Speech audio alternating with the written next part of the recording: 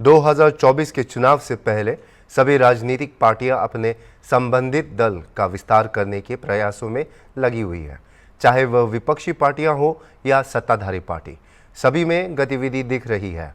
इस श्रृंखला में कई राजनीतिक पार्टियों और स्वतंत्र पार्टियों से लोगों ने भारतीय जनता पार्टी में विश्वास जताया और उसमें शामिल हो गए।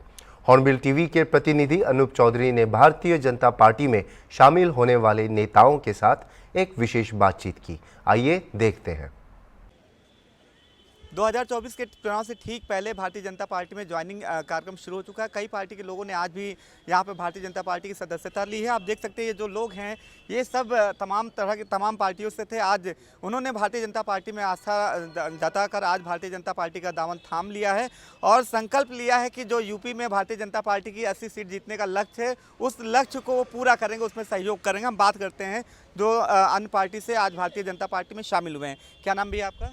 मेरा नाम अभिषेक गुप्ता मोनू है। अभिषेक जी, आप किस पार्टी से थे और किस में शामिल हुए हैं, क्या वजह थी? पूर्व में मैं समाजवादी पार्टी में पार्टी का महासचिव रहा और पार्षद दल का नेता रहा।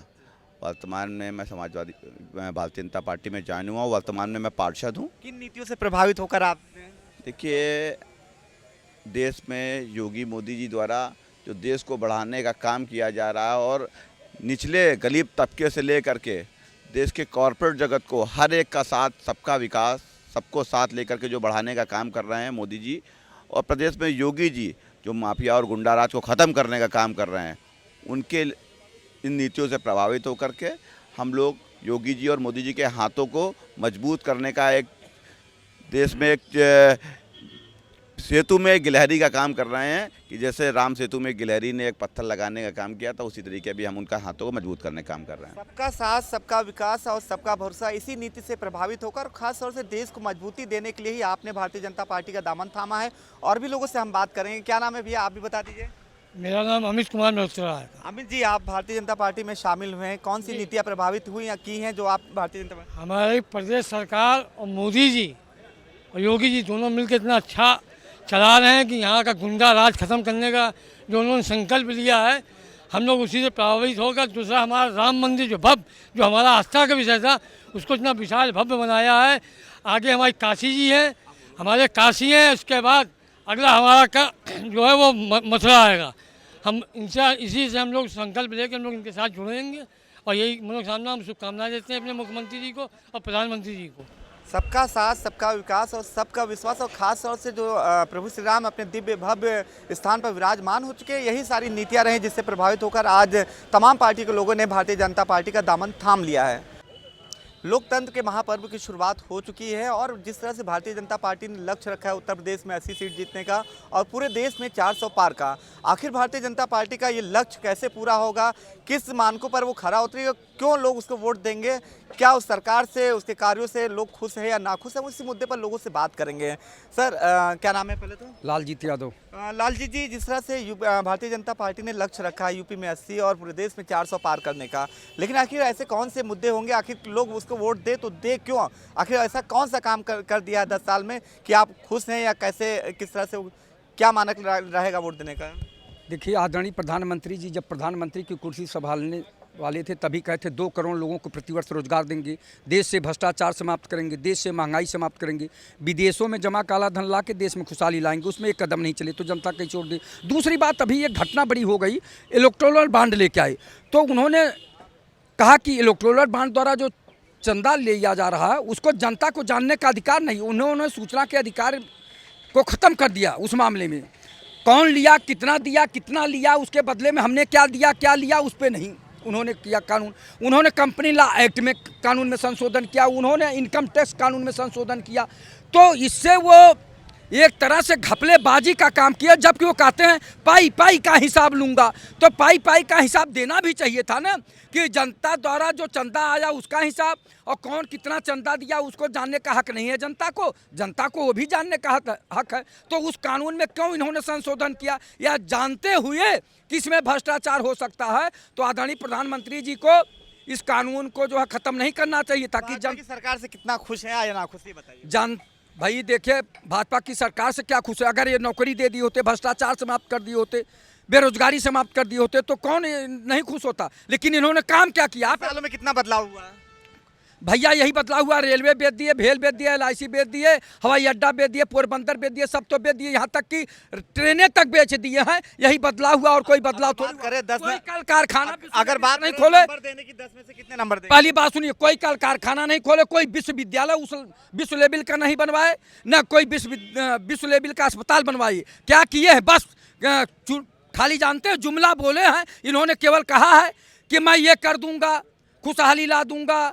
और ठीक है, अगर 10 में 10 नंबर देना चाहें कितने नंबर देंगे आप? भैया, हम तो 2 नंबर देंगे, 2 नंबर से ज़्यादा देंगे नहीं। देखिए, आप लालजीत यादव जी हैं जिन्होंने कई मुद्दों पर बात की और बात कही अगर सरकार के कामकाज से खुश होने की, तो सीधा सा आपने सुना कि क्या उनकी राय थे। और भी लोगों से बात करें। क्या नाम है आपका?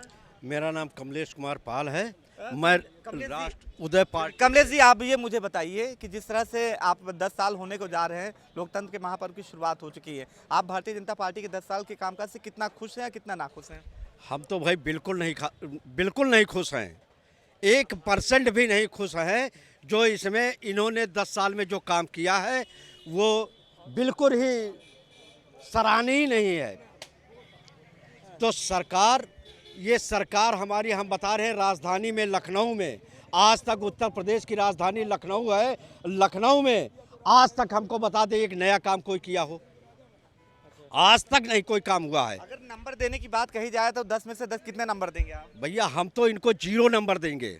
आप 0 नंबर देंगे। और भी लोगों से बात करें, युवा है आप भारतीय जनता पार्टी की सरकार से कितना खुश हैं? सर, हम इस सरकार से तो कोई भी नहीं खुश है।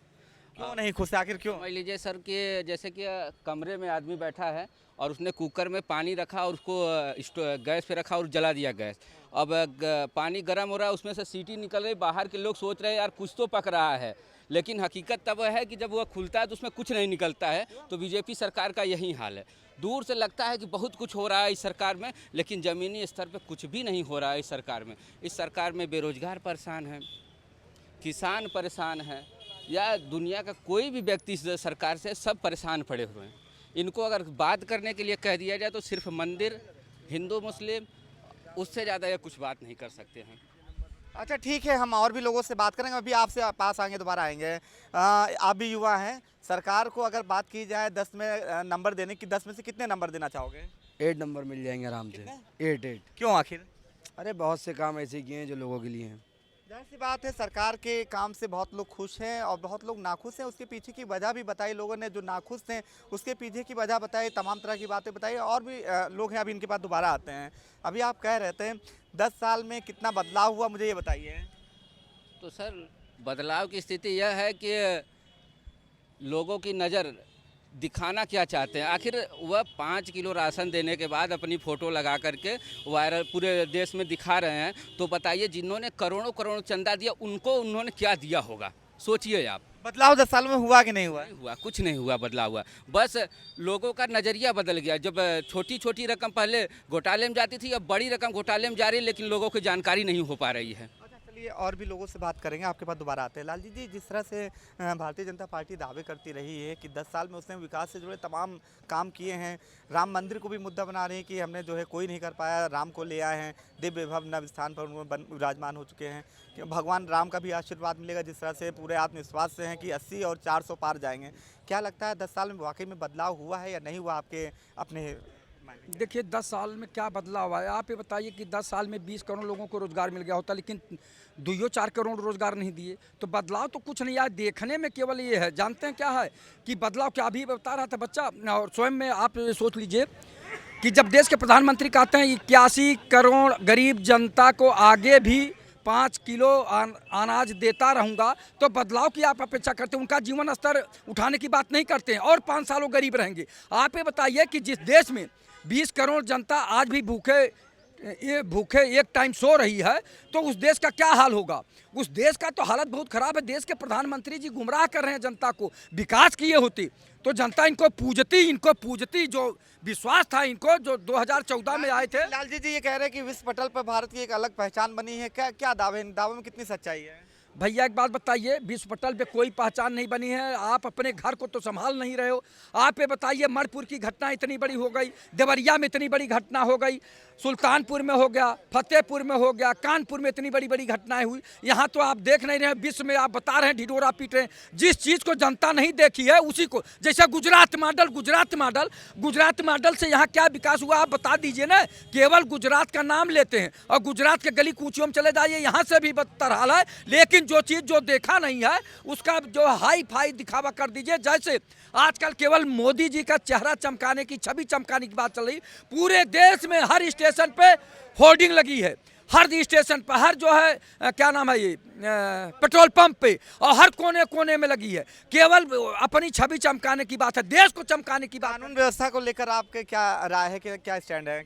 देखिए, कानून व्यवस्था तो चरमरा गई है, चूंकि बीच में हल्का सा इन्होंने कुछ अपराधियों पे लगाम कसा, वो स्वागत योग्य, हम लोग हार्दिक स्वागत करते हैं, दिल से स्वागत करते हैं। लेकिन लिखा पढ़ी में अभी भी टॉप 10 अपराधी हर जिले में है, तो 750 तो अभी लिखा पढ़ी में है और 200-400 इधर उधर टहल घूम रहे हैं जिनका नाम है नहीं रजिस्टर में। तो 750 अपराधियों पर कब माननीय मुख्यमंत्री जी उनकी संपत्ति जब्त करेंगे, उन्हें जेल भेजेंगे, कब बुलडोजर उनके घरों पर चलाएंगे? तो उस पर भी तो अमल नहीं कर रहे हैं, केवल कहते हैं जीरो टॉलरेंस। तहसील में चले जाइए, बार बार मैं कहता हूँ तहसील में चले जाइए, लेखपाल से लेकर एसडीएम तक भ्रष्टाचार में लिप्त हैं। थाने में चले जाइए, चौकीदार से लेकर थानेदार तक भ्रष्टाचार में लिप्त हैं। तो दफ्तर भ्रष्टाचार, कौन है इसका जिम्मेदार? जिले जिले में भ्रष्टाचार, कौन है इसका जिम्मेदार? सरकार के अपने दावे हैं, और जो बात करें जनता के अपने भी दावे हैं, और जनता की क्या राय है अभी आपने सुनी। जनता ही भी आखिरी में तय करेगी कौन अगले 2024 में केंद्र में किसकी सरकार बनेगी। वीडियो जर्नलिस्ट अनिल सैनी के साथ अनुज चौधरी, हॉर्नबिल टीवी, लखनऊ।